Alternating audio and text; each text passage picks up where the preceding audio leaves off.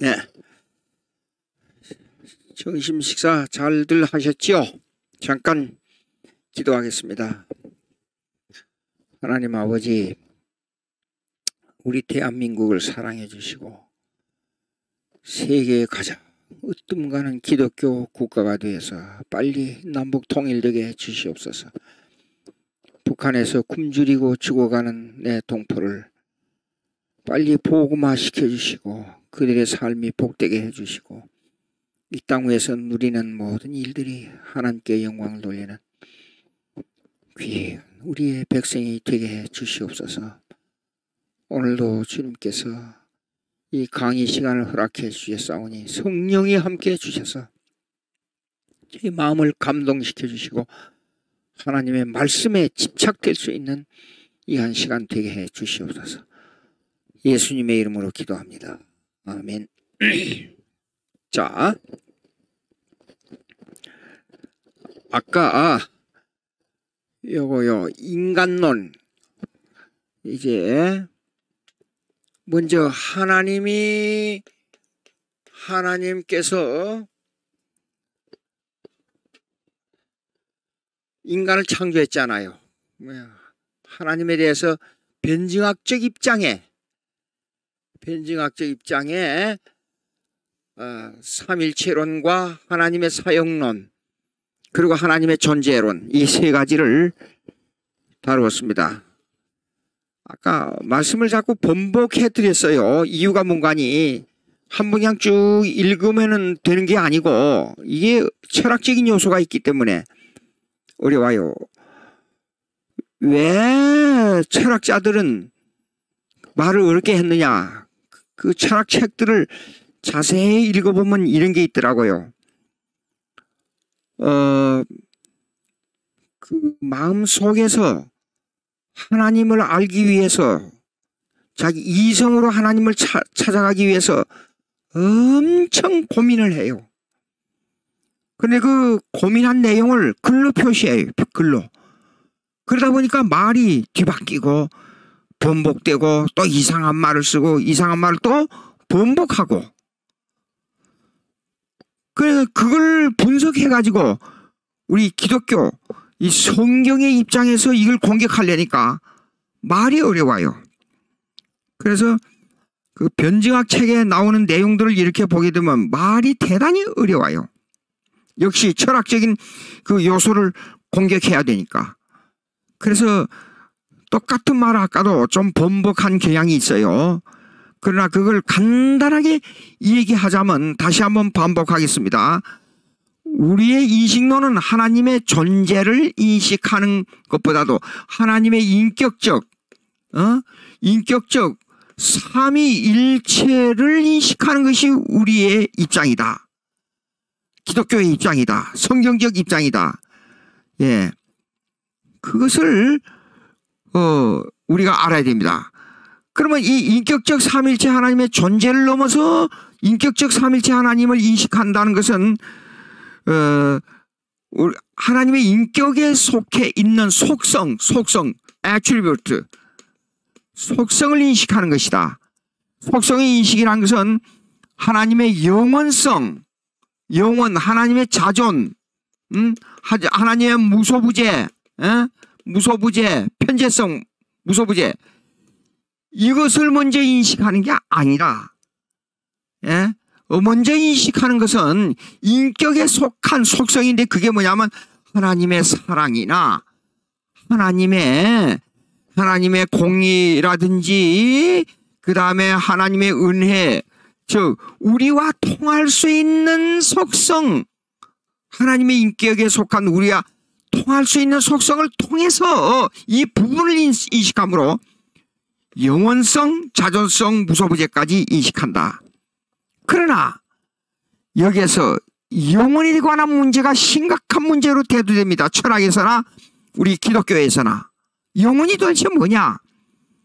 영혼의 인식론이 어디로부터 시작해서 어디로 끝나냐 하는 문제가 나온단 말이에요. 그러면 이 영원성을 인식하는 데 있어서 뭐냐면 창세전, 창세 전 하나님의 계획, 하나님의 계획, 예? 계획. 이것이, 이 계획이 아버지의 사역인데, 삼일체론적으로 분석하면 아버지의 사역인데, 이 계획된 대로 구속을 완성하시는 분이 누구냐 하신 분이 아들의 사역이고, 이걸 우리 심령 속에 적용하시는 분이 누구냐? 성령의 사역이다. 에? 이렇게 했습니다. 그러면 여기서 파생되는 문제가 나온단 말이에요. 역사에 대한 문제가 나와요. 영혼의 역사와 시간의 역사와 또다시 종말의 영혼의 역사. 예? 이 파생된 문제를 어떻게 영혼의 문제를 어떻게 해결하느냐? 영혼.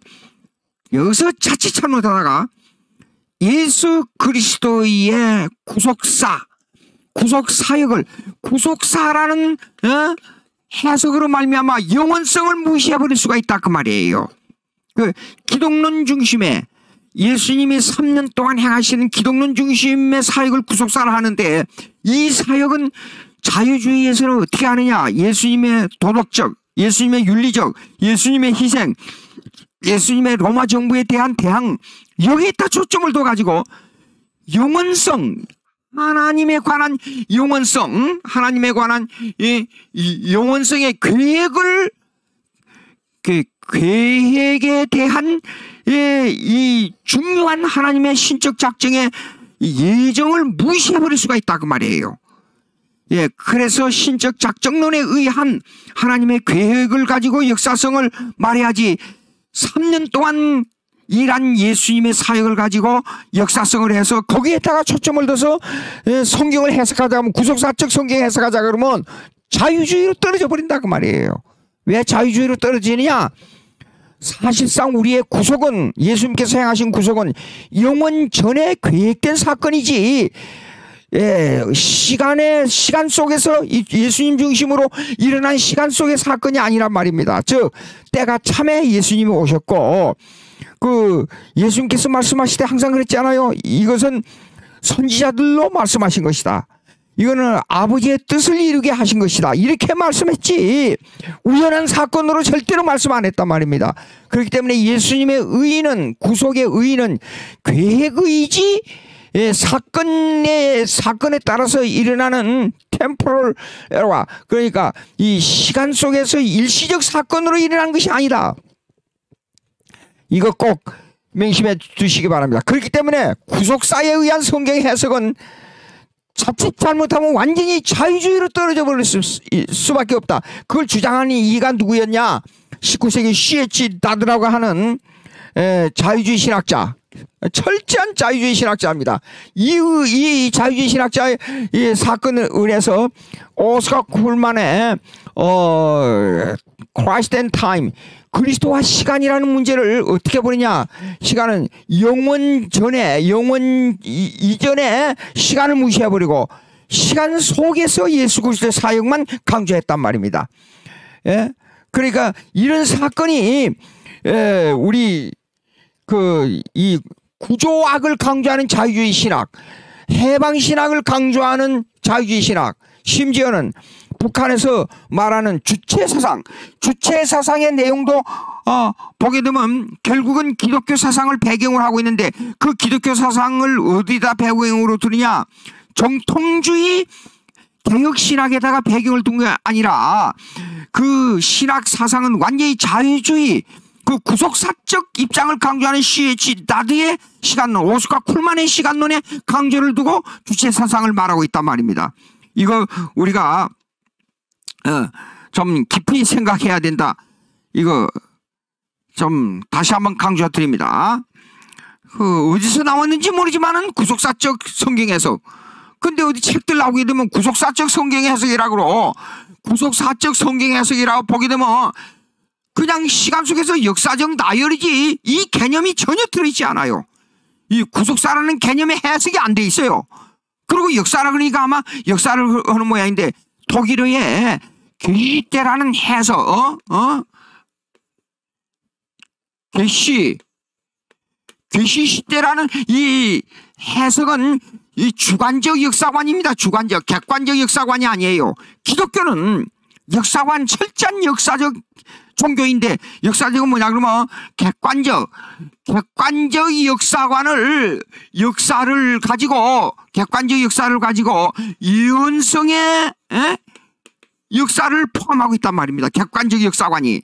이 객관적 역사관이 예언성을 포함하고 있지만은, 이 예언성을 포함하고 이것은 반드시 이 교리, 개혁신학, 개혁, 신학의 정통주의를 주장해야 된다 그 말입니다. 개혁신학의 이 교리화 정통주의, 그것은 무엇이냐? 사도신조의 확대 해석이에요. 우리의 신학은 사도신조의 확대 해석. 예, 그러니까 객관적 역사를 주관적으로 역사할 때 기독론 중심의 예수님의 사역 3년에다가만 기초를 두게 되면 예수님의 예정, 작정이 무시돼 버려요. 예.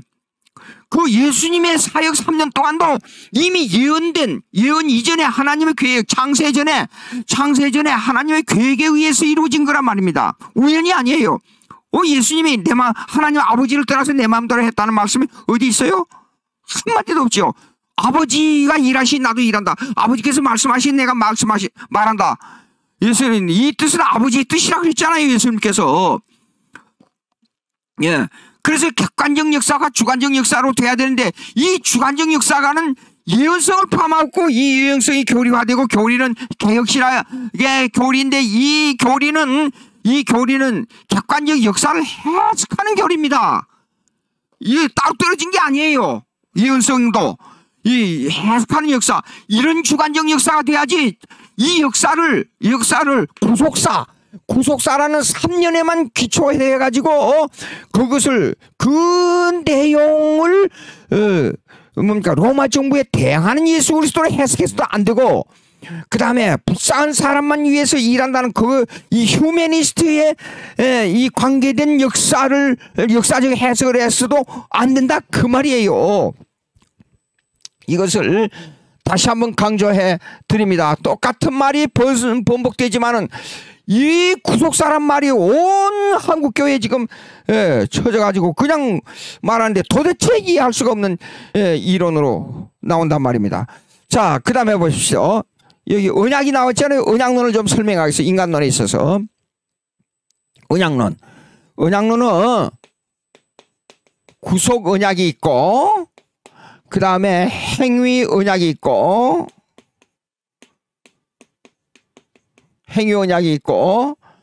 그 다음에 은혜 언약이 있어요.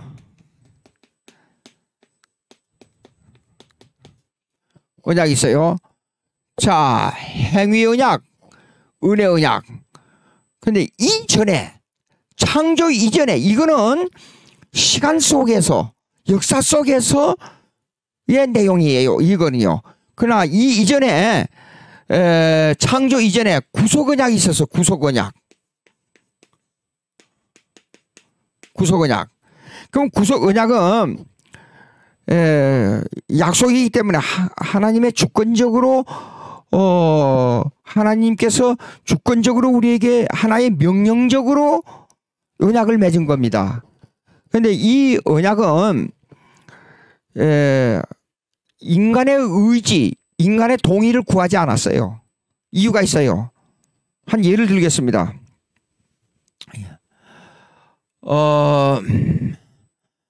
아버지가 아들을 낳았어요.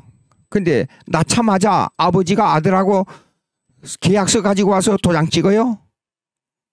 안 하지요. 왜 그래요? 부모로서는 이미 언약이 체결되어 있어요. 이 애를 잘 길러가지고 최소한의 모든 것을 다 동원해서 애를 잘 키우고 건강하게 키우고 공부시키고, 이 사회인으로서 또 기독교인은 부모로서의 신앙인으로서 애를 잘 길러서 앞으로 좋은 사람을 만들어야겠다. 그것은 그 하나의 약속인데, 그 약속은 부모로서 아들 간에 맺어질 수 있는 약속이 아니에요. 그냥 일방적으로 부모가 가지는 약속이에요. 혼자. 예? 그렇지만은 혼자 가지는 부모의 주권적으로 가지는 약속이지만, 그 약속은 부모와 자녀와의 관계예요. 똑같아요. 하나님께서 우리를 만드시고 우리를 이 세상에서 태어나게 하시고 우리를 이렇게 그 뜻 가운데 이끌어 가시는 그 하나님께서는 우리와 계약을 맺을 때 우리의 손가락을 가지고 와서 도장 찍으라, 그럴 수 없어요. 왜냐하면 하나님의 주권으로 이미 정해져 있고, 특별히 기독교인들에게는 나는 너희를 가장 적합한 방법으로 인도해서 하나님의 사람으로 만들어 가야 된다. 하나님께서 정하신 거예요. 하나님께서. 그것을 언약이라 그래요. 예? 그 일방적인 하나님의 주권적인 일방적인 그 언약은 인간의 동의와 상호 호의 계약을 맺는 그런 게 아니에요. 예. 그렇기 때문에 이 계약은 이 하나의 언약으로 말하는데, 이 언약은 다른 언약이라기보다도 하나님의 주권적 일방적인 언약이에요. 그 일방적인 언약이라고 하면 하나의 강요를, 독재를 요구하지 않느냐. 강요, 독재, 이런 것이라고 생각할 수 있는데 그게 아니에요. 그것이 뭐냐 그러면 인간이 생각하는 이성의 개념 위에, 예? 하나님이 이미 우리에게 가장 적합하도록 우리를 인도하시고 우리를 구원으로 구속을 적용시키도록 하나님께서 정해놨기 때문에 인간이 그 선을 넘어서면 안 돼요. 오케이. 그런 의미에서 요거 지워도 되겠죠?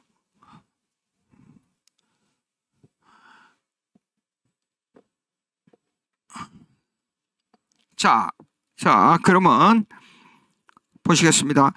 구속 언약이 있습니다. 구속은 이게 언약의 당사자가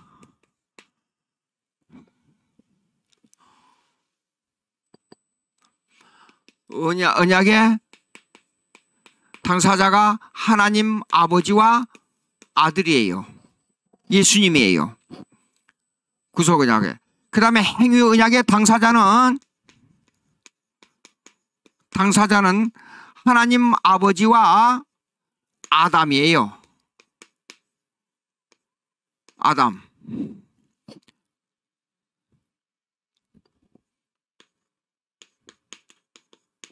아담이에요. 그 다음에 은혜 언약의 당사자는 하나님 아버지와 그의 백성이에요. 당사자는. 자, 그러면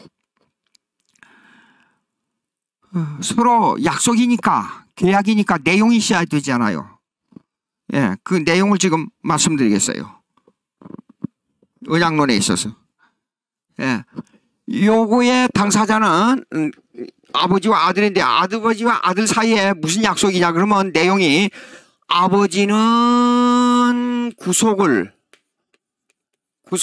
계획하시고, 이 구속하고 구원하고 좀 달라요. 구속은 하나님 편에서 죄인을 대신해서 값을 지불하는 거예요. 죄의 값을 지불하는 거예요. 그걸 구속이라 그래요. 죄의 값을 지불하는 거. 근데 구원은 그 구속의 값을 우리가 받는 거예요. 그것이 구원이에요. 예. 다시 말씀드립니다. 구속은 우리의 죄를 대신해서 그 값을 지불하는 걸 구속이라 그래요. 그러니까 예수님이 구속 사역을 완성했다는 말은 우리 죄를 대신해서 사망의 값을 지불했다는 뜻이에요. 그러나 구원은 그 값을 우리가 받는 거예요. 그래서 구원이에요. 하나님 아버지는 구속을 계획하시고, 아들은 계획대로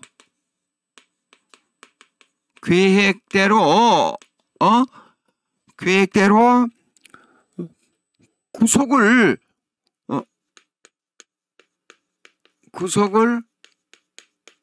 완성하는 겁니다. 내용은 그래요.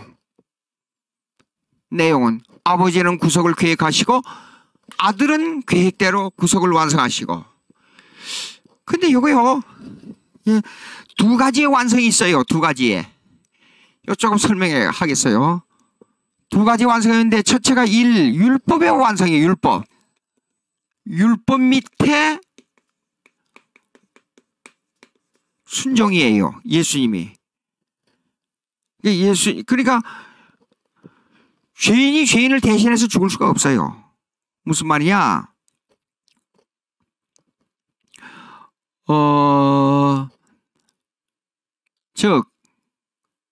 한 예를 들겠어요. 감옥에 여러 사람이 갇혀 있어요. 이렇게 해요. 이 사형수들이에요. 근데 이 젊은 사람이 사형 선고를 받고 들어왔어요. 근데 나이 많은 사람이 사형 선고를 받고 들어왔어요. 이 사람은 뭐 살아야 90이 넘은 사람이라 가정하십시다. 그 살아야 몇 년 못 살아요. 그러니까 생각하길 해서 이 젊은 사람은 20대 들어온 사람이에요. 근데 이 사람이 너무 불쌍해 보니까 젊어서 죽을 것 같으니까. 근데 이 노인이 내가 당신을 위해서 죽어줄 테니까 당신 감옥에서 나가시오 하고 재판관에게 이걸 상소를 했어요. 상소라기보다도 재판관에게 탄원을 했어요. 그러면 이거 허락이 되겠어요? 다 같은 사형수인데 이건 불가능해요. 그러니까 이 무죄한 자가 무죄한 이 감옥 밖에 어떤 다른 사람이 이것을 누명을 쓰고 들어와서 이 사람을 위해서 죽어준다 그러면 재판장의 허락하에서는 가능해요. 그러나 여기서는 불가능해요. 그렇기 때문에 먼저 십자가에 못 박혀 죽기 전에 예수님께서 율법을 완성해 줘야 돼요. 왜 율법을 완성해 줘야 되냐 하는 문제가 있는데 아담이 여기 아담 나오잖아요. 아담이 범죄함으로 두 가지 문제가 생겼어요. 첫째, 법이 깨졌어요. 법이 파괴됐어요. 예. 그러니까 여러분 십계명은 이렇습니다. 아담이 행하지 못한 아담이 행해야 반드시 지켜야 될 그 율법을 세밀하게 재선포한 것이 십계명이에요. 십계명이 뭐냐? 아담이 지켜야 할 그 법을 구체화해서 우리에게 나타내 하나님의 인격으로부터 나타내 주신 것이 십계명이에요. 십계명은. 자, 그래서 이 법이 파괴되어 버렸어요. 하나님과 인간관계에서요. 그냥 두 번째 문제가 생겼어요. 법을 어겼기 때문에 하나님께서 뭐라고 말씀하셨어요? 법을 어기면 정령 죽으리라. 결코 죽으리라 그랬어요. 그래서 사망이 왔어요. 이 두 가지를 해결해야 돼요. 그래야 사는 거예요. 그러면 이 법이 파괴된 것을 어떻게 하냐? 예수님이 오셔서 법을 지킬 수 있는 분은 인간의 범죄했기 때문에 인간은 도저히 못 지켜요. 그 이걸 지킬 수 있는 분이 오셔서 율법 밑에 순종함으로 말미암아 하나님과 인간 사이에 법이 파괴된 것이 회복된 거예요. 예, 이것이 뭐냐 그러면 예수님의 능동적 순종이라 그래. active obedience. 이거요. 예, 능동적 순종이라 그래. 이걸 보고. 예. 그렇지 않고는 아무나도 와서 십자가에 못 박혀 죽으면 뭐 구속이 된다? 안 돼요. 예. 그리고 두 번째, 그러면 이 사망이 온 거는 어떻게 하느냐? 무죄한 자가 와서 죽어야 되니까.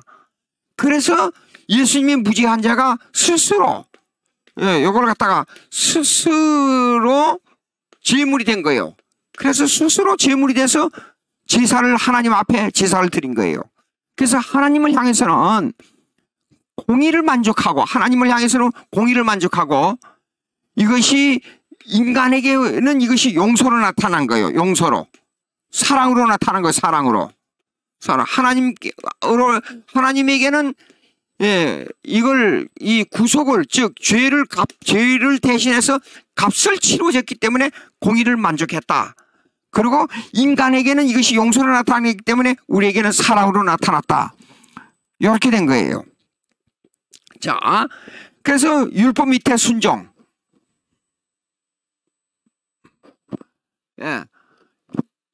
그리고 십자가에 죽은 것은 제사인데 이걸 갖다가 패시브 아비디언스. 이걸 수동적 순종이라 그래요.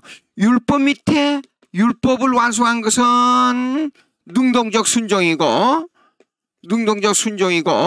그 다음에 예수님의 제사로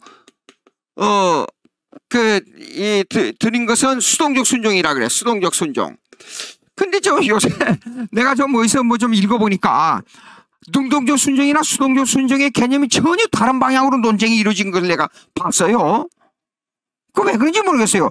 간단합니다. 예. 무슨 말이냐? 율법 밑에 순종이 능동적 순종이고 예수님이 십자가에 못 박혀 죽은 제사는 수동적 순종이에요. 간단한 건데 왜 엉뚱한 방향으로 이상한 이론을 막 그렇게 하는지 모르겠어요.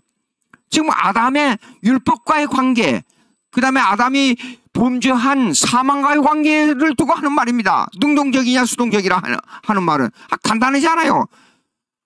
왜 능동적이라고 말이 나왔어요? 율법 밑에 스스로 복종하니까 능동적이고 죽기 싫은데도 불구하고 십자가에 못 박혀 죽어야 되니까 수동적이잖아요.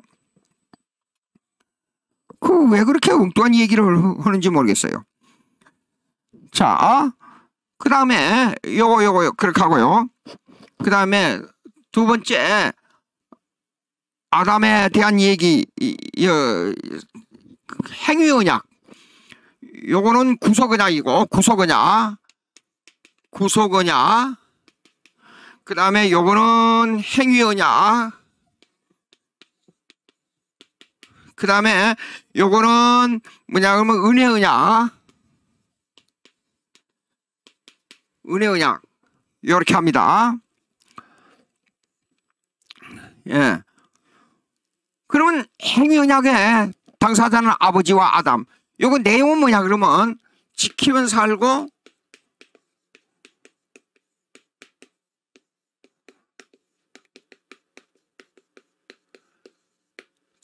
어기면 죽는다. 그거의 내용이에요. 예. 요거 잠깐 조금 여러분 논할 게 조금 있어요. 강의를 하다 보면 이런 질문을 하더라고요. 아담이 하나님께서 왜 선악과를 만들었습니까? 그 다음에 또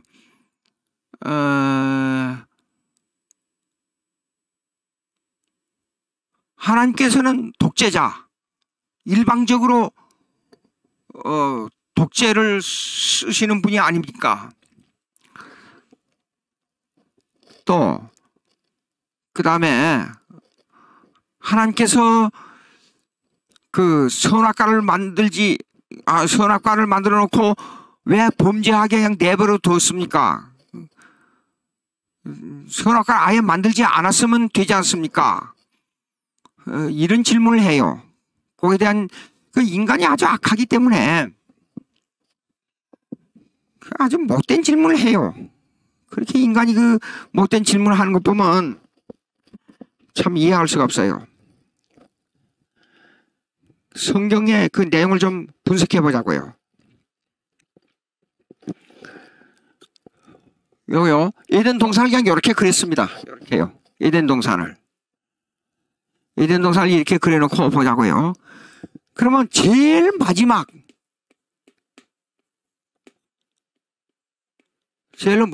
인간을 창조했어요. 창조하기 전에 여기에요. 이 다스리라.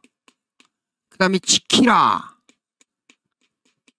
그 다음 만물에 이름을 지어라. 엄청난 능력을 줬어요. 한 예를 들겠어요. 제가 천억 불이면 한 1조 되나요? 천조. 천억 불이면 뭐예요? 천억 원? 그 정도 돈을 제가 하나님께서 주시고 내년에 1불만 나한테 돌려달라 하고 계약을 맺자 그러면 계약 안 맺을 사람이 있겠어요? 당장 가서 도장 찍지요. 예. 그런데 이보다도 더 큰 능력을 인간에게 허락한 것이 에덴 동산의 사건이에요. 그 능력을 지어놓고 하나님께서 딱 한 가지만 하지 마라 그랬어요. 한 가지.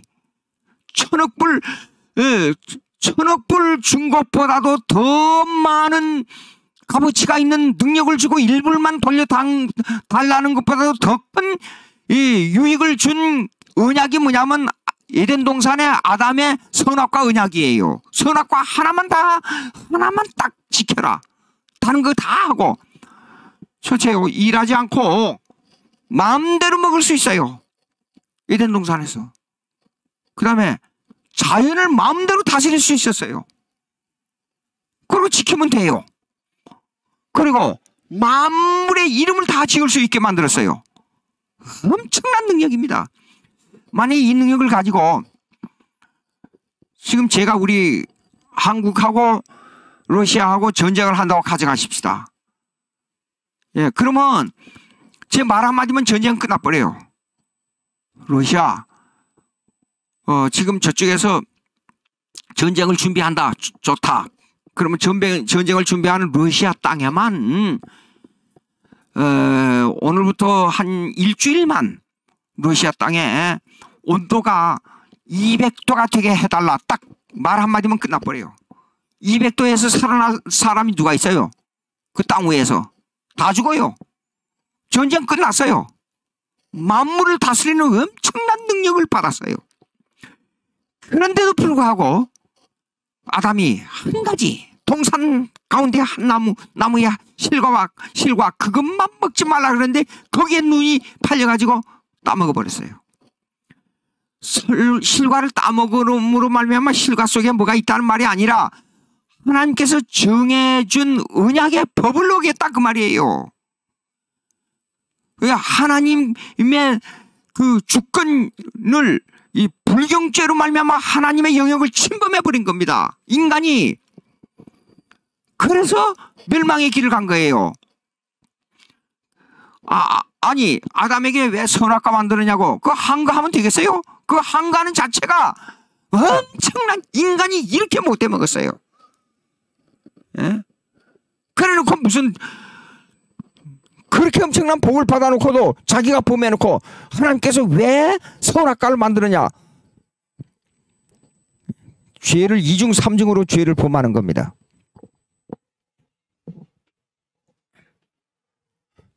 지키면 살고 어기면 죽는다. 그래서 결국은 멸망으로 가게 됐죠. 자, 그러면 여기에 은혜 언약의 당사자는 누구냐 그러면 하나님 아버지와 그의 백성이에요. 그의 내용은 이렇게 하겠습니다.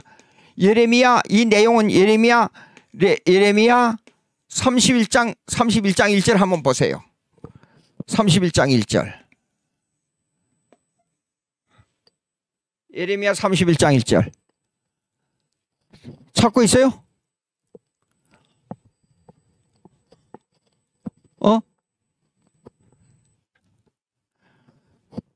예레미야 31장 1절. 예. 됐어요. 요 내용은 뭐냐 그러면 이거예요. 예레미야 31장 1절은 하나님은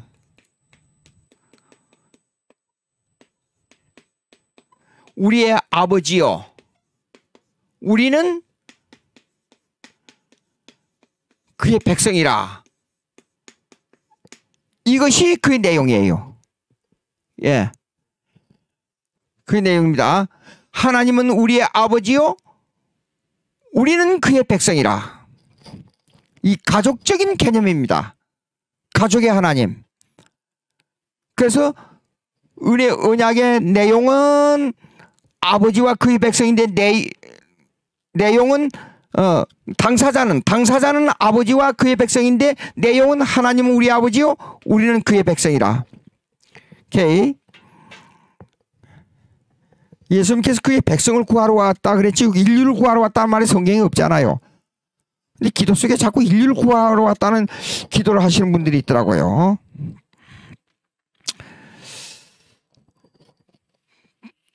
자, 구속 언약 이렇게 이제 했습니다. 그 다음에 이제 요 기초 위에서 이 구원에 대한 문제, 인간에 대한 문제, 인간은 죄인이다. 구속 언약으로 말미암아 이렇게 됐는데 언약에서 떨어진 인간, 언약에서 떨어진 인간은 완전 타락한 인간, 죄인이다. 요걸 조금 생각하고 요 5가지 교리를 조금 제가 설명하도록 하겠습니다.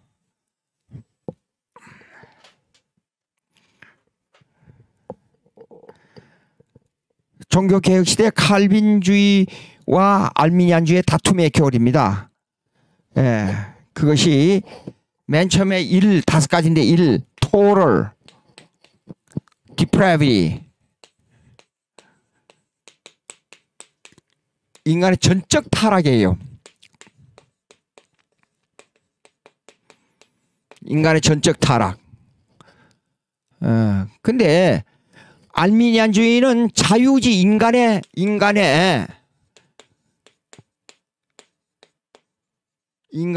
의지를 강조하기 때문에 인간을 하나의 로마 캐토릭하고 비슷하게 인간을 일종의 고장난 존재로 여겨요. 그래서 고치면 된다.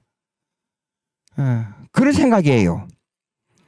그것이 바로 그러면 고장난 존재로 생각하는 것은 인간의 전적 타락, 인간의 완전 부패를 부정하는 겁니다. 두 번째로 unconditional selection, 이거 전적 타락이 unconditional selection.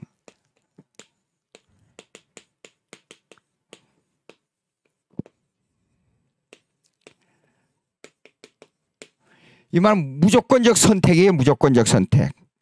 인간들이 이렇게 있잖아요. 인간들이 이렇게 있으면 인간들이요, 대부분 이렇게 생각하세요. 많은 사람들이 전 인류를 구원하기로 하나님께서 계획을 세웠습니다. 그 중에 조건에 따라서 어떤 사람은 구원하기로, 어떤 사람은 구원하기로 결정했다. 조건에 따라서 여기를 다 구원하기를 원하고 계획해놓고 어떤 사람은 조건에 따라서 구원하기로 결정했다. 이걸 예정론으로 보고 있는데 그게 아닙니다. 우리는 쌍방예정이라 그래서 성경은 이랬습니다. 성경대로 믿자고 해요. 성경대로. 나는 야곱은 사랑하기로 하고 에서는 미워하기로 결정했어요. 로마서 9장을 보면. 그러니까 이거 보세요. 이것이 아니라 처음부터 보세요. 이렇게 사람들이 있으면 이것이 예정론입니다. 쌍방예정이라고. 모든 사람은 예정에 속해 있어요. 안 믿는 사람이고 믿는 사람이고. 그러면 이 사람은 구원하기로 결정하고 이 사람은 아니기로 결정하고, 모든 사람이 예정에 들어있어요. 이 사람들은 다 구원에 속한 사람들이에요. 이 사람들은. 근데 이 사람들은 아니에요. 여기 사람들은 버리기로 결정한 거예요. 버리기로 결정한 거예요. 예정에 안 들어온 사람이 하나도 없어요. 다 예정에 들어와 있어요. 이것이 예정론이에요. 쌍방예정이요. 모든 사람을 구원하기로 해놓고 조건에 따라서 이렇게 이거는 사실상 성경에 말씀하고 있는 예정론이 아닙니다. 그러니까 이 무조건적 선택이라는 개념은 이 사람의 조건에 따라서 이와 같이 이 사람의 조건에 따라서 이 사람을 버리기로 한다. 그게 아니에요. 이 사람의 어떤 것을 조건을 보고 한 게 아니라 하나님의 이 관계없이 그냥 나는 이 사람을 사랑하기로 결정했어. 이 사람을 버리기로 결정했어.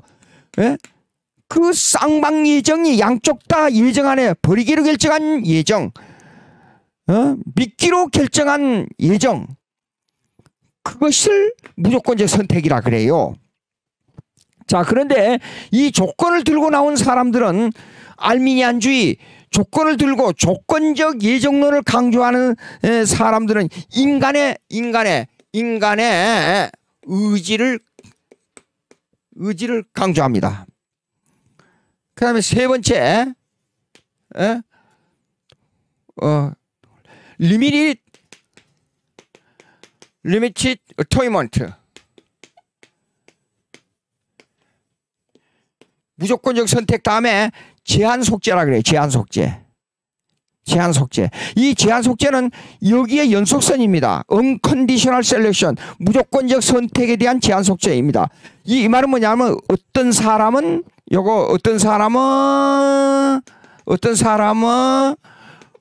구원하기로 결정하고 어떤 사람은 버리기로 결정하고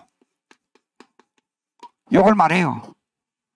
리미티드 어처인먼트. 그러나 알미니안주의 자유의지를 강조하는 측에서는 이렇게 말합니다. 그러면 인간의 의지가 하나님의 의지를 넘어서서 인간의 의지에 따라서 구원을 선택적으로 받을 수 있다. 그렇게 말합니다. 인간의 의지가 구원을 선택적으로 받을 수 있다. 구원을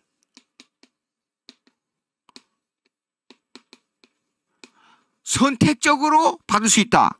한번 물어봅시다. 이 말은 인간의 의지가 그러면 성령을 이길 수 있다는 말입니까? 인간이 아무리 인간적으로 개차반 같은 사람도 선택된 사람은 성령의 역사로 인해서 들어오는 구원을 인간의 의지로 거절하고 받고 할 수가 없어요. 예? 인간의 의지가 어떻게 성령의 사역을 선택적으로 취할 수가 있어요? 불가능한 얘기를 하고 있습니다. 성령 강조하면서 그런 말을 한다 그러면 그거는 자체적으로 모순이 돼요. 성령은 이렇습니다. 성령은 그 사람의 인격을 마음대로 조정하고 마음대로 일으키고 마음대로 사용하고 그래요. 그렇기 때문에 성령에 사로잡힌 바 되면 인간은 어쩔 수 없이 구원으로 들어오기로 결정된 남아에는 반드시 그 사람이 구원받고 구원받을 수밖에 없어요. 만약에 이거 인간의 의지를 강조한다면 사실상 성령 사역을 거절하는 결과가 됩니다. 그 다음에 네 번째로 irresistible grace. 예?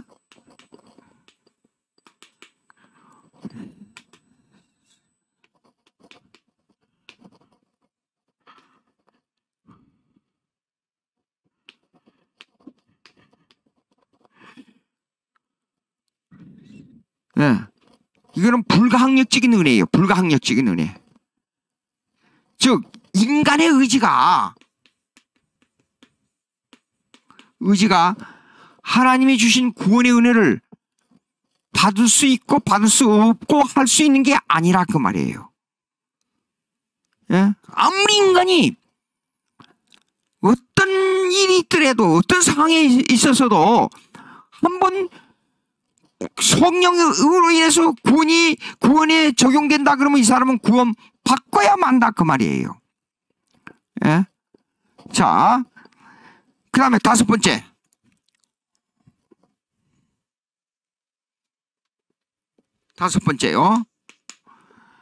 Perseverance of saints.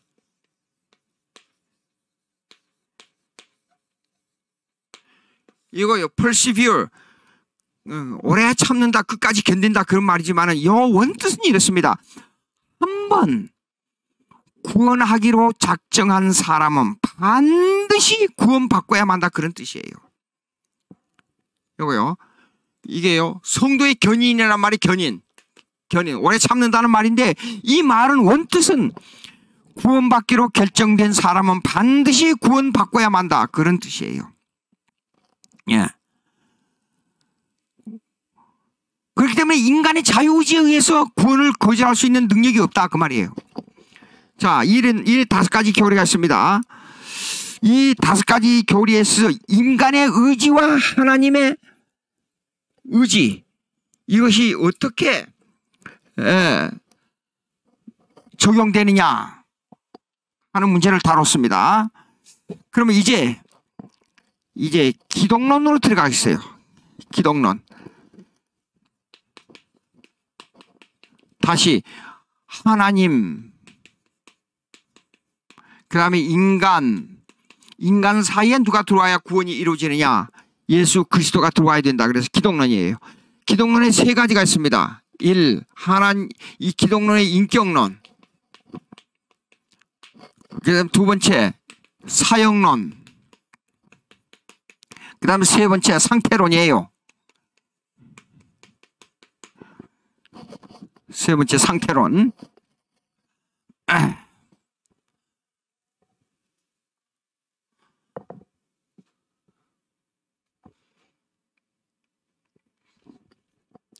인격론은 예수님은 이 성일인격을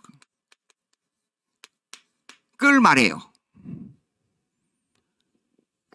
이게 무슨 말이냐? 예수님은 완전한 하나님. 그러면서 한 인격 속에 두 가지 성품이 들어있다 그 말이에요. 그리고 완전한 인간.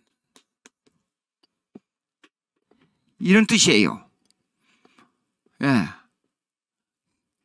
근데 완전한 하나님. 근데 요거는 아버지와 다른 하나님인데 어떤 아버지와 다른 아들의 하나님의 인격은 뭐냐 그러면 이렇습니다. 완전한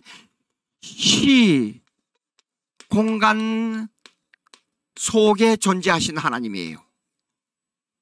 시공간 속에 존재하시는 요한일서 1장 한번 찾아보세요. 요한일서 1장. 예?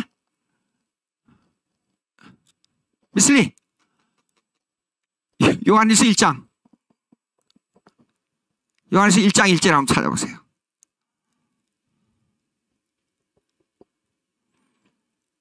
요한일서 1장 1절. 자 보세요. 태초부터 있는 생명의 말씀에 관하여는 우리가 들은 바요 눈으로 본 바요 주목하고 우리의 손으로 만진 바라. 이것은 태초부터 여기에 나온 태초부는 이렇습니다. 시간 이전이에요. 시간 이전. 여기요. 시간 이전 여기를 말해요. 여기부터 존재했던 생명의 말씀에 여기에 말씀은 요한복음 1장 1절에는 말씀이 로고스로 되어 있어요. 로고스. 예? 근데 이 로고스는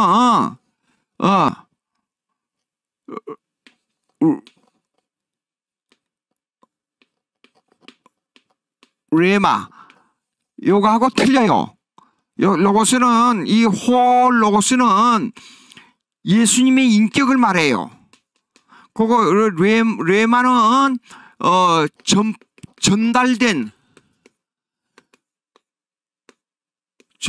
전달된 하나님의 메시지를 말해요. 한번 찾아보실래요? 여기 보세요. 잠깐요. 태초부터 생명의 말씀에 관하여 우리가 들은 바요 본 바요 주목하고 손으로 만진 바라 그랬잖아요. 그러니까 시공간 속에 우리가 보고 만질 수 있는 하나님이에요. 예수님의 완전한 하나님. 근데 요한복음 1장 1절 한번 보세요. 요한복음 1장 1절. 태초에 말씀이 계시나 이 말씀은 하나님과 함께 계시니 이 말씀은 곧 하나님이라 그랬잖아요. 말씀이 하나님이에요. 아까 말씀이 나왔잖아요. 그 말씀이 하나님이에요. 그러니까 이건 예수님을 두고 하는 말이에요. 근데 누가복음 5장 4절 한번 보세요. 누가복음 5장 4절. 누가복음 5장 4절. 예, 말씀을 마치시고 시몬에게 이르시되 깊은 데로 가서 그물을 내려 고기를 잡으라. 시몬이 대답하여 가로되 선생이여 우리들이 밤에 맞도록 수고하였을 때 얻은 것이 없지만 말씀에 의지하여 내가 그물을 내리라 그랬잖아요. 그 말씀, 여기에 나오는 말씀은 레마예요. 레마. 전달된 하나님의 메시지예요. 레마. 여기에는요. 로고스 헬라 말은 틀리잖아요. 근데 이걸 태초에 말씀이 계시니라. 근데 이걸 어떤 분은 이래요. 태초에 성경이 함께 있었다. 그렇게 말하는데 그게 아닙니다. 요한복음 1장 1절의 말씀은 이게 예수님의 인격을 두고 하는 말이고 태초에 여기에 말씀은 성경 여기 레마는 전달되는 하나님의 메시지예요. 이게요. 예, 그걸 혼돈하면 안 됩니다. 자, 그러니까 완전한 하나님은 시공간 속에 존재하시는 하나님이고, 그런데 인간은 뭐냐? 예수님의 인간은 뭐냐? 어떤 인간을 말하느냐? 이거는 죄가 없는 인간. 죄가 없는 인간이에요. 예수님의 인격론은 이성 1인격. 근데 이 인격은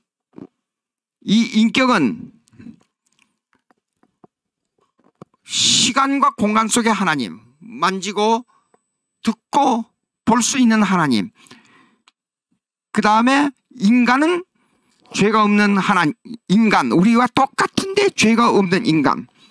그렇게 결정합니다. 그러면 이것은요, 이렇습니다. 전혀 아까 삼일체론하고 똑같은 내용인데 전혀 이것은 둘이 혼돈되지 아니하고, 전혀 혼합되지 아니하고, 전혀 분리되지 않는 인격을 가지고 말이에요. 삼일체론하고 똑같습니다.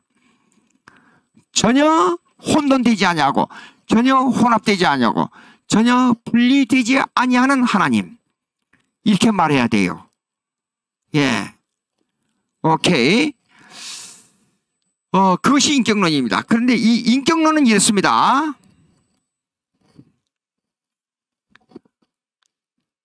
아들은 아버지로부터 보내졌다, 낳았다. 그 말보다도 보내졌다는 말이 좋아요. 보내졌다, 낳았다. 즉 어떤 피조물로서 파생된 존재가 아니에요. 똑같은 하나님의 인격인데 인간의 옷을 취하시고 입으시고 그러면 안 돼요. 아타나시우스, 여러분, 아타나시우스 신조에 보게 되면 예수님을 수동적으로 표시해서는 안 된다 그랬어요. 제가 어디 집회 가지고 한참 이 얘기를 하다가 강의를 마치고 내려와서 예수님이 육신을 입으시고에 대해서 강조를 하는 분이 있더라고요. 그래서 아니, 그게 아닙니다. 예수님의 육신을 입으시고가 아니라 예수님을 수동태로 표시하면 안 됩니다. 그러니까 그분이 막 화를 내면서 저를 보고 그래요. 예수님의 육신을 입으시고 뭐 취하시고 무슨 상관이 있습니까? 막 그러는 거예요. 그래서 그거는 수동태로 예수님의 인격이 하나님이시기 때문에 그걸 수동태로 표시하면 안 됩니다. 아타나시우스 35개 조항에 보게 되면 수동태로 표시하면 안 된다고 딱 규정되어 있습니다. 그랬더니 아타나시우스가 뭐냐고 그래요. 저를 보고. 더 이상 말하지 않겠어요. 의의가 없어서. 예, 고대 신조의 최종 종합이 뭐냐 그러면 고대 신조는 이랬습니다. 예수님의 인격론하고 삼위일체를 총체적으로 종합해서 신앙 고백한 것이 아타나시우스예요. 5세기까지의 신조를. 근데 거기에 35개의 조항에 보게 되면 예수님의 인격을 수동태로 표시해서는 안 된다 그래요. 근데 우리 찬송가에는 뭐라 그랬어요? 예수님이 육신을 입으시고 그랬어요. 육신을 취하시고 그래야지. 예. 이 성경적으로 틀린 겁니다, 이거요. 이 죄를 범하는 겁니다. 근데 왜 육신을 입으시고 그랬어요? 그럼 예수님이 억지로 육신을 입고 내려오셨어요? 취하고 내려와야지. 자, 그 인격론. 그러니까 이거요. 아버지가 아들을 보냈다 하는 개념이 더 나아요. 이게 신비적인 요소이기 때문에 이걸 구체적으로 어떻게 보내졌느냐, 그 물질이 뭐이며 그 기원이 뭐냐, 이런 걸 따지면요 해석이 안 돼요. 그냥 보내졌다, 보냈다, 아버지가 보냈다, 예수님은 보냄을 받았다, 거기에서 끝나야 돼요. 예. 그 다음에 성령은 아버지와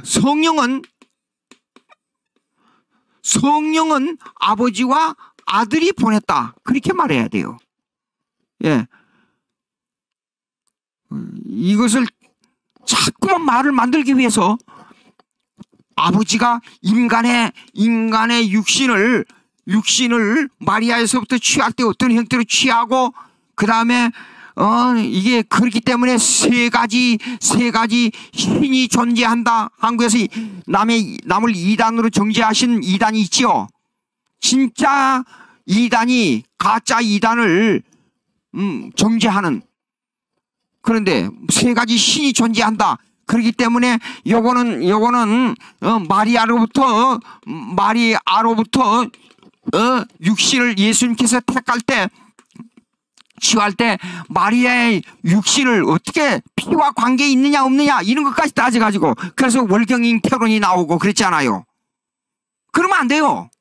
그 이단이 돼버려요. 그렇게 되면 그 이상의 것을 넘어설 수가 없어요. 성경에서 말씀하신 내용. 그러니까 이 헬라 철학을 자세히 읽어보게 되면 이거 뭐 알레아파가 나오고 뭐 무슨 피타고라스 다 나오지만은, 예? 찾아보면 그런데 자꾸만 집착하다가 팔메니디스 이론이 나와버려. 팔메니디스 그 철학의 이론인데 우주의 개념을 자꾸만 파고들어가지고 엉뚱한 말을 해버리잖아요. 그 고대 철학, 기독교에서 보는 고대 철학의 그 이단의 중추적인 역할을 한 이론이 뭐냐면 팔메니디스 이론이에요. 그렇게 나와버려요. 그러니까 안 돼요. 그 인격론 요거요. 그래서 아버지는 아들을 보내고 아버지와 아들은 성령을 보냈다. 예, 요거 조금 그 정도까지만 하고요. 그 다음에 예수님의 사역론에 들어가 봅니다. 사역론에 들어가게 되면 1. 선지자직. 즉, 이 예언자직입니다. 예언자. 그 다음에 왕직. 그 다음에 제사직. 이 선지자 예언자직은 앞일을 이야기한다는 개념이 아니고요. 이렇습니다. 개념이 아니고 선지자직 예언자직이란 무슨 말이냐면 아버지의 말씀을 받아 그대로 전한다, 그런 뜻이에요. 다시 말씀드립니다. 아버지의 말씀을 받아가지고 그대로 전한다. 그게 선지자직, 그게 예언자직이에요. 예언자직이라니까 앞일을 얘기한다. 그러지만은 성경에 대한 예언에 대한 얘기를 좀 얘기해 보자고요. 성경에 말씀하는 예언이라는 개념은 앞일을 얘기한다기보다도 역사적 사건에 대한 얘기, 사건에다가 기초를 두고 점쟁이가 말한 것처럼 미래를 말하는 그게 아니에요. 즉 역사적 사건에 대해서 정확하게 말해주고 이 역사적 사건은 어떻게 됐다 그렇게 말해주고 하나님으로부터 받은 계시의 내용을 그대로 전하는 거예요. 그렇기 때문에 아버지의 말씀이 바로 예수님의 말씀이고 예수님의 말씀이 바로 아버지의 말씀이에요. 예. 그래서 예수 그리스도의 예언자직은 앞일을 말한다는 개념보다도 아버지의 말씀을 그대로 받아서 전달한다. 요 생각을 가져야 돼요. 즉 오늘날 우리가 전도하거나 말씀을 전한다 할 때 그 예언자직에 대한 개념을 깊이 생각하고 말씀을 전해야 돼요. 성경대로 전하는 것이 예언자직이에요. 성경대로. 선지자직은 성경대로 말씀을 전하는 거예요. 그게 선지자직이에요. 그 다음에 두 번째 왕직 보십시오. 왕직은 이게 다스린다는 뜻이에요. 다스린다. 예수님은 지금도 하나님 우편에 앉아서 다스리고 계시잖아요. 하나님의 우편이라는 개념은 오른쪽에 앉았다. 하나님이 이렇게 계시고 오른쪽에 예수님이 계시고 이건 왼쪽에 누가 있다는 말씀을 안 했기 때문에 이거는 비워놔야 돼요. 이렇게 비워놓고 그러면 하나님이 이렇게 계시고 오른쪽에 계신다. 그런 뜻이 아니고 우편이라는 것은 능력의 뜻이에요. 능력, 권능. 즉 하늘에 가셔서 권능으로 계시다가 만물을 다스리고 또 종말이 올 때 심판주로 다스린 자로 오신다. 예? 그게 왕직이에요. 예. 아버지께서는 사실상 다스리는 직분은 왕직이에요. 예. 그러나 이것을 심판할 때 심판주의 위임을 누구에게 했어요? 아들에게 줬단 말입니다. 그러니까 심판주로 오신다. 다스림을 위해서. 그 다음에 상태는 뭐냐면 humiliation and exaltation. 이게요, 비하와 승귀의 신분이에요. 비하, 승귀. 예.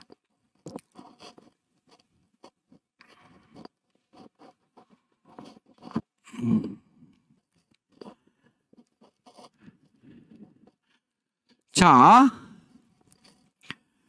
비하, 승귀. 비하는요, 몇 가지가 있어요. 처음에 동정녀 탄생,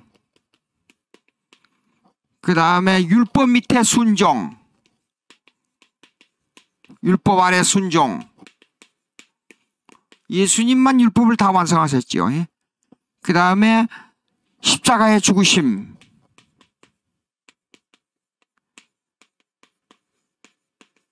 그 다음에 옥에 내려가심,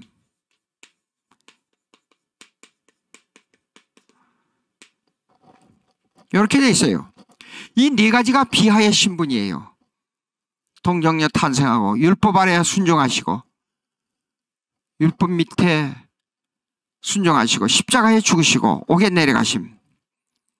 예, 요거에 대한 내용이 상당히 많은데, 예, 이게 사도신조에 나올 때 6세기부터 8세기까지 옥에 내려가시면 논쟁이 있었어요. 예.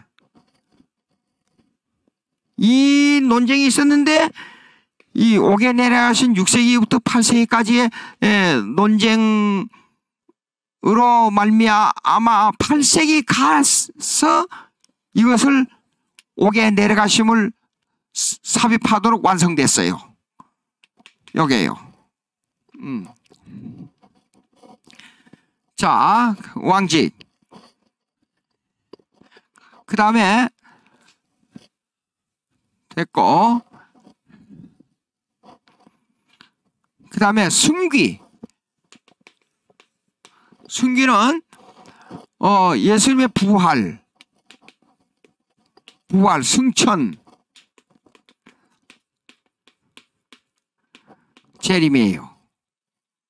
이거는 한없이 낮아지시고, 요거는 한없이 높아지심에 대한 교리예요. 예수님의 상태론. 여기까지가 기독론 완성이에요. 예.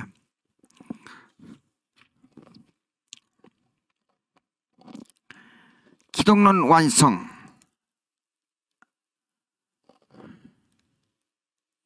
제가 읽어드릴 게 있어요. 예수님의 직무론에 있어서 146페이지입니다. 146페이지. 그러면 특별히 워스민스터 신앙 고백서에 나오는 소요리 문답, 적은 교리문답이란 뜻이에요. 짧은 교리문답 24문에 이렇게 나와 있습니다. 그리스도께서 어떻게 자신의 선지자직을 수행하시는가? 선지자직, 예언자직입니다.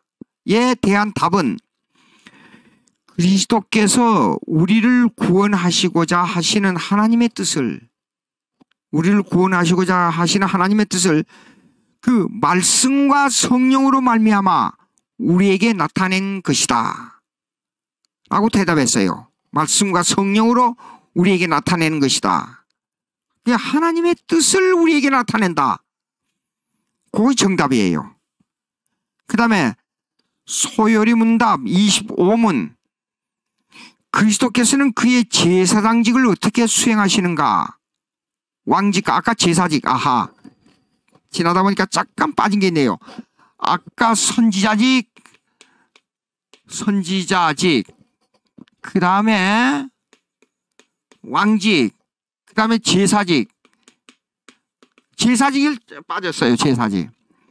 이 제사직은 희생의 제물이 된다는 뜻이에요. 즉 십자가에 죽어서 피와 살을 드린다, 그런 뜻이에요. 예, 이거 설교의 내용을 잠깐 좀 하나 설명할 게 있는데요. 마태복음이나 요한복음 특별히 많이 나오는데, 여기 보십시오. 아리마대 요셉이 가서 금요일날 사형을 집행했는데, 예수님의 시체 사형을 집행했는데 시체를 달라 그래요. 그러니까 죽었는가 확인해보자. 근데 왜 시체를 달라고 그랬죠? 구약을 읽었기 때문에 알고 있어요. 시편 34편 1편 한번 보세요. 시편 34편. 이 성경에 대한 예언을 우리가 그냥 쉽게 간단하게 생각해요. 34편 1편 조금 내려가봐요. 잠깐요. 여호와를 광대하시다.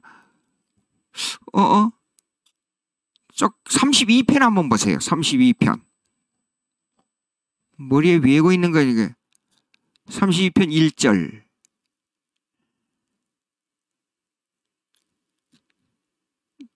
1절. 잠깐 1절, 2절. 내려가. 잠깐만 내려가. 3절. 알 때 종일 신음함으로 뼈가 쇠하였도다. 그 이상하네. 31편 1절 한번 보세요. 1절. 32편 1절. 그래서 복이 뜨다. 옳지. 뼈가 쇠하였도다. 아니네. 34편 다시 한번 가보세요. 34편 1절. 내가 여호와를 선식하며 기뻐하리로다. 1절. 그 이름을 높이려서 드리고 한 사람이다. 이상하네.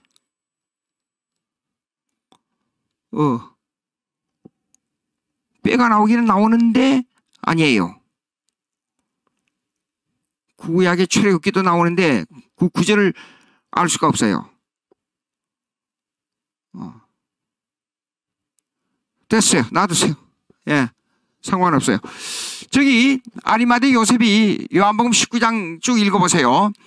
나오게 되면 가서 예수님의 시체를 달라고 그랬잖아요. 그런데 로마의 법에 의하면 유대인들의 전통을 지키고 있었단 말이에요. 사람이 십자가에 못 박혀 죽으면 금요일날 저녁에 시체를 달아두지 못하게 돼 있어요. 다음날 안식일이기 때문에. 그래서 시체를 내려야 돼요. 내릴 때 사람이 아직 죽지 않았으면 그 무릎을 깨가지고 피를 전부 빼가지고 완전히 죽은 다음에 시체를 내려야 돼요. 그런데 구약을 읽어서 알고 있는 아리마대 요셉은 뼈를 상하지 아니할 것이라는 것을 알고 있었어요. 그래서 시체를 달라 그랬단 말이에요. 그래서 로마 병정에 가서 그럼 가보자. 그래서 예수님의 옆구리를 찔러보니까 물과 피가 쏟아졌어요. 근데 물과 피가 쏟아졌다는 말은 이미 숨을 거두고 이 붉은 피털이 분해가 돼요. 분해가 되면 묽은 이게 약간 완전히 맑은 물이 아니고 검묽은 물이 쏟아지고 한쪽으로는 피가 쏟아진단 말이죠. 그래서 옆구리를 찔러보니까 이미 죽었어요. 물과 피가 쏟아져요. 그래서 시체를 내렸어요. 뼈를 상하지 않고.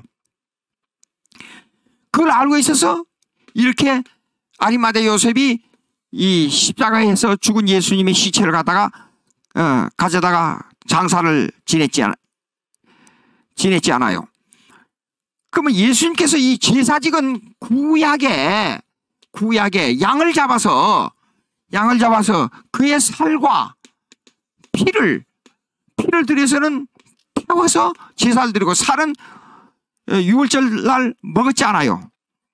그러니까 이것이 우리에게 적용되는데 왜 성찬식 때 피의 상징으로 포도주를 먹고 살의 상징으로 떡을 먹느냐? 그것은 우리의 더러운 피가 이로 말미암아 우리를 정화롭게 한다는 의미를 가지고 있어요. 칼빈은 이 피와 이 살을 성령의 사역으로 말미암아 예수님의 피와 살을, 떡과 포도주를 받을 때 예수님의 피와 살을 인식한다, 이렇게 성령으로 말미암아 받아들이게 된다는 것을 강조했어요. 그래서 예수님의 제사직은 사실상 피와 살을 하나님에게 드리는 겁니다. 아버지에게. 이것이 제사직이었어요. 자, 그럼 그렇게 하고 그 다음 서유문답 25문 읽어드리겠습니다.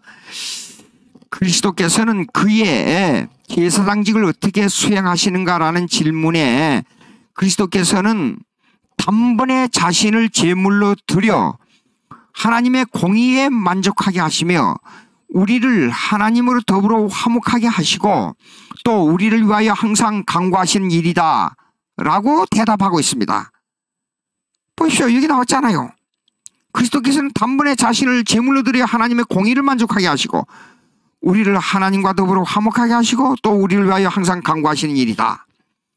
그 다음에 147페이지 소요리 문답 26문에 그리스도께서 어떻게 왕의 직임을 수행하신가 라는 질문에, 왕직입니다.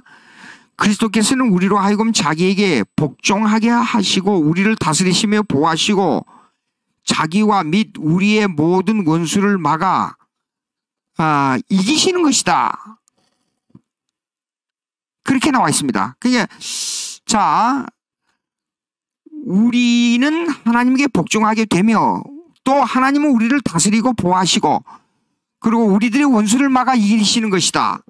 이것이 왕직이다. 이 세 가지 직무를 말씀하고 있습니다. 그 다음에 상태로는 설명했기 때문에 이게 여기서 마치고 이제 구원론으로 들어가겠습니다. 150페이지.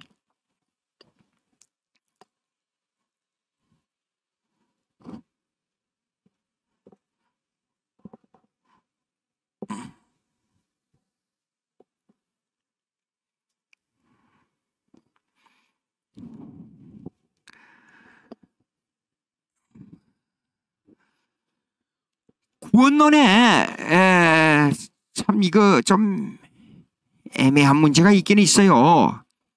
그럼에도 불구하고 구원론에 있어서요, 구원의 오로살리투스, 그러니까 구원의 차서가 있어요. 차서, 즉 구원을 얻는 순서란 뜻이에요. 순서, 구원의 순서.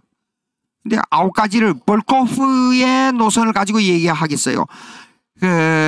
각 신학자들마다 조금씩 차이가 있어요. 그러나 그래도 20세기에 가장 이 조지신학의 교과서라고 말하면 벌코프라고 볼 수가 있어요. 이 벌코프의 루이스 벌코프의 논설을 가지고 설명하도록 그렇게 하겠습니다. 맨 처음에 하나님께서 구원받기로 예정된 자를 어떻게 구속을 적용하느냐. 맨 처음에 소명이에요. 소명. 하나님의 부르심.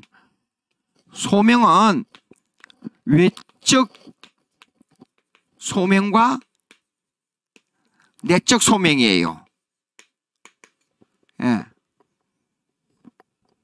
요거 내적 소명은 뭐냐 그러면 효과 있는 부르심이에요. 유효 소명이에요. 유효 소명. 외적 소명은 뭐냐 그러면 예정이 안 된 사람에게도 복음이 다 전파돼요. 오라고 불러요. 그 교회 오기도 해요. 기독교가 좋다고, 참 교회 앉아있으면 마음이 평안하고 좋더라. 그런데 하나님의 자녀가 되느냐 안 되냐 하는 데는 좀 차이가 있어요. 그래서 내적 소명이 뭐냐면 유효 소명이 뭐냐, 요거는 하나님의 말씀이 예?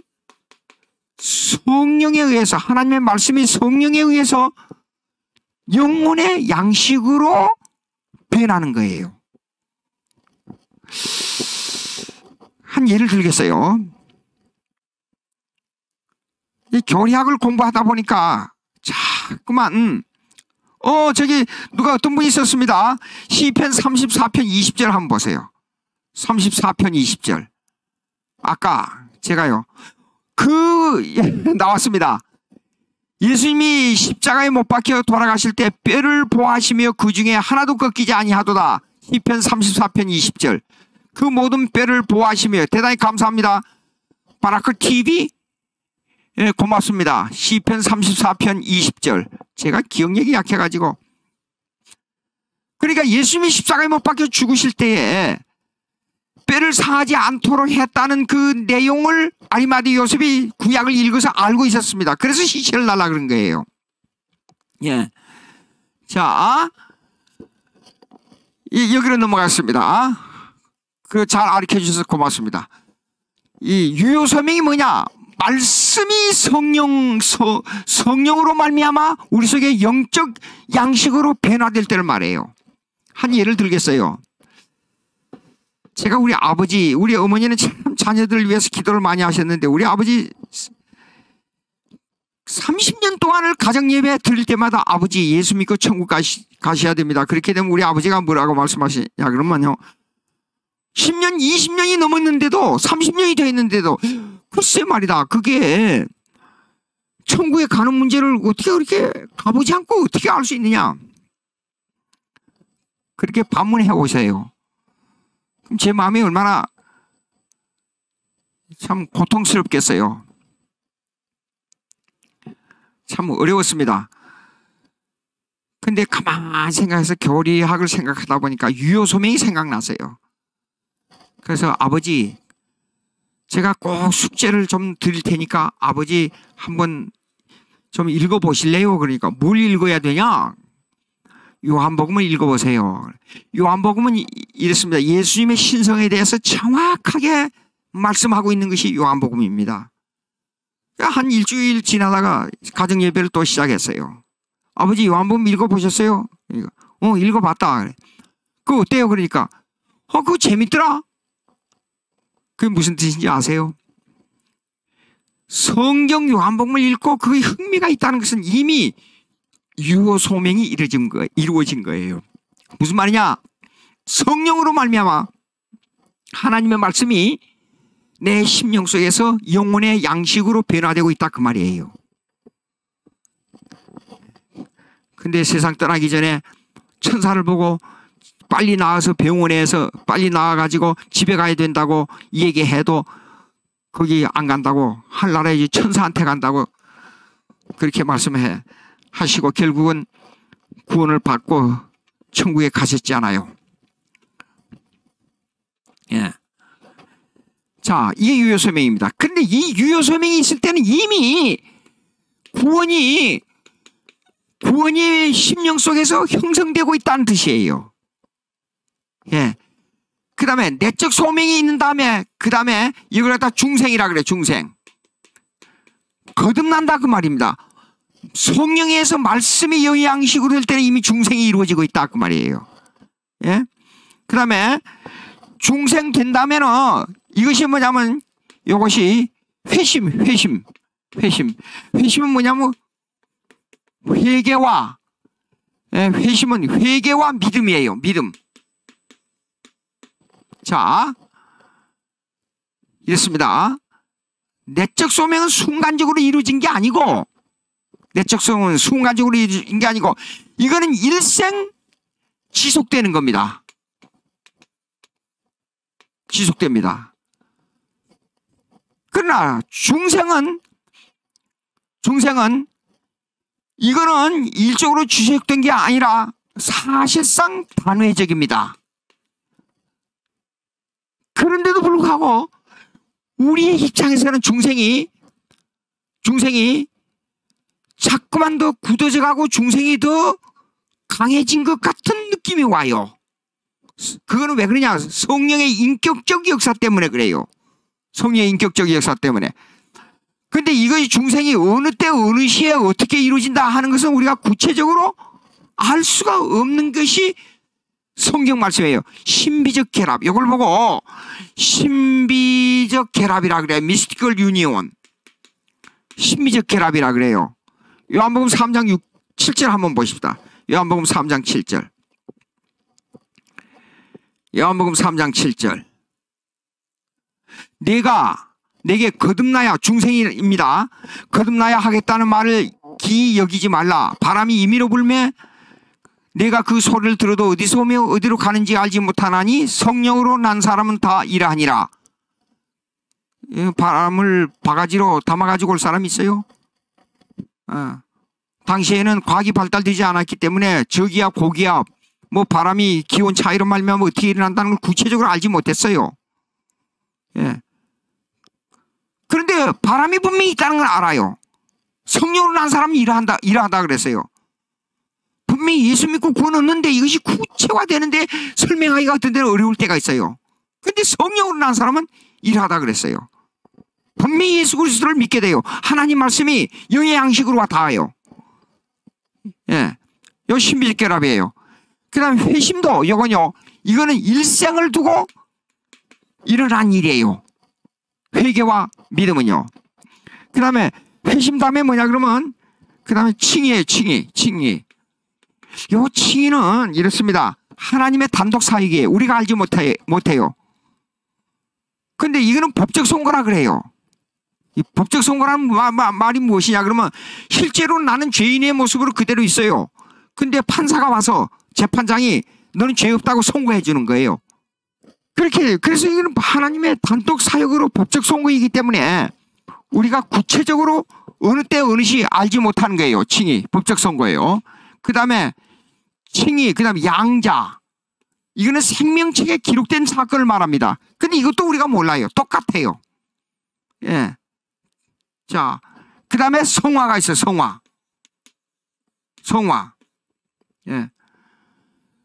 이 성화도 일생을 두고 일어난 겁니다. 일생을 두고. 자, 일생을 두고 일어난 것 동그라미 한번 쳐보자고요. 회심, 회개, 성화, 예.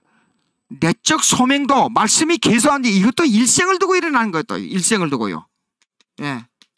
이렇게 돼요. 자, 그 다음에 성화에 대한 얘기를 좀 해야 되겠어요. 성화는 요거 교회에서 좀 설교할 때 여러분들이 설교 들으면서 상당히 심적 고통을 많이 느낄 수 있는 내용입니다. 성화는 윤리와 도덕적 변화가 아닙니다. 다시 말씀드립니다. 윤리적으로 더 좋아지고 도덕적으로 더 좋아지는 것이 성화의 실체 변화가 아닙니다. 무슨 말이냐? 말씀드립니다. 일생을 두고 변화하는 것이 뭐라 그랬어요? 회심이라 그랬어요. 회개와 믿음이에요.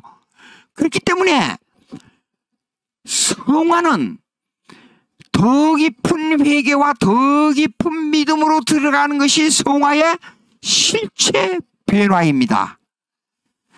자기를 향해서는 하나님 앞에서 더 죄인인 것을 깨달아요.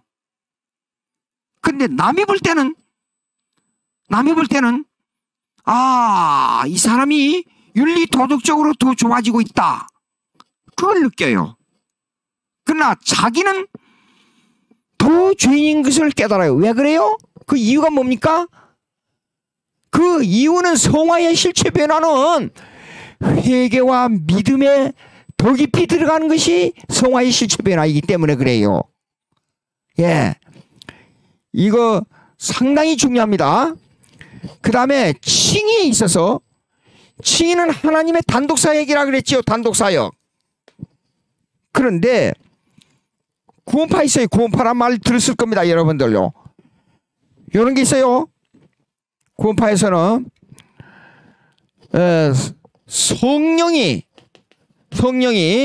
말씀 플러스 시간, 장소 플러스 회개 플러스 해가지고 성령의 말씀으로 쉽게 말해서 이렇습니다.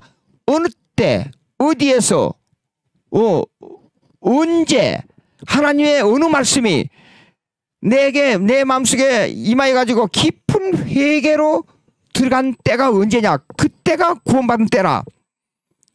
그날이 언제냐? 그 날짜가 영원히 태어나는 생일이다. 그렇게 말해요. 어떻게 들으면 맞는 것 같죠? 제가 구원파들하고 논쟁을 벌릴 때 그 구원받은 날짜를 그렇게 강조해요. 저를 보고 구원받았냐 그러더라고요. 그래서 구원받았다고 그랬더니 그럼 언제 구원받았냐 그래요. 글쎄요, 몇 년도인 것 같은데 몇 년대 난 모르겠다고. 그러니까 저를 보고 육신의 생일을 아느냐고 그러더라고요. 그래서 육신의 생일을 안다고. 그러면 육신의 생일은 알면서 왜 영혼의 생일을 모르냐고. 틀렸다는 거예요. 저를 보고. 당신 예수 고침이 돼야 된다는 거예요. 그렇게 언제 그 생일을 모른다는 그 자체가 틀렸다는 거예요. 가만히 생각하니까 그런 것 같기도 해요. 그러다 잠깐 떠오르는 생각이 있었어요. 그래서 내가 물었어요. 당신이 태어날 때 엥 하고 태어나면서 어머니 내가 1977년 1월 1일에 태어났지요. 그리고 태어난 사람이 있습니까?